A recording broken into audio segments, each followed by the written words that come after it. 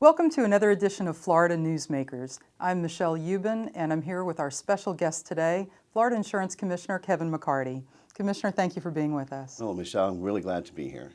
Well, here we are at the midway point of another quiet hurricane season.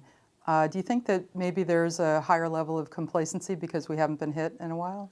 Absolutely. Matter of fact, Governor Bush used to refer to it as the culture of amnesia. The further away you are from a disaster, the more complacent we get. But we really need to still remain very vigilant because we may be halfway through, but we are still in a very high hazard time period, and we need to make sure that we are prepared. We have an evacuation strategy for our family, and then we have a financial plan to make sure that our most valuable asset, our home, is adequately protected.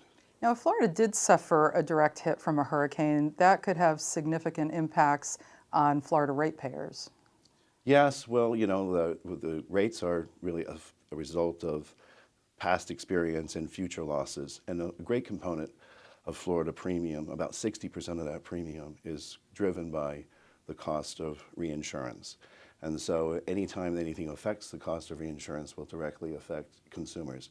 But we have had a great infusion of capital in the reinsurance market over the last several years, largely as a result of the financial crisis when we learned that our risk portfolio wasn't as diversified as we thought. So we've got billions of dollars from pension funds flowing into Bermuda and elsewhere, makes Florida companies the beneficiaries and make sure that our policyholders have more reinsurance than ever, which gives them a greater capacity to pay claims, and in many cases, even lowers rates. Well, in fact, you've said that Florida's insurance market is the healthiest it's been in 10 years.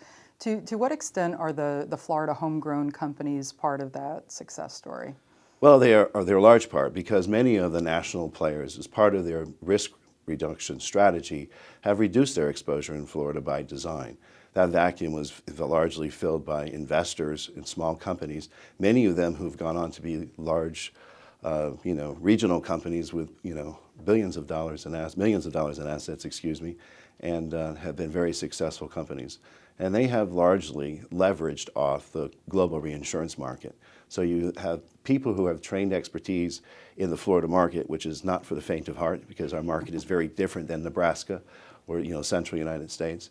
And it takes a really different management team to manage a Florida company. So having specialized companies really has benefited Florida, both in adding capacity and bringing better claims paying ability for Floridians. Now, you've played a leadership role in the National Association of Insurance Commissioners over the years. How is Florida different from other states, for better or for worse? Well, it's very interesting because, in many cases, Florida is a leader, and in many cases, Florida is an outlier.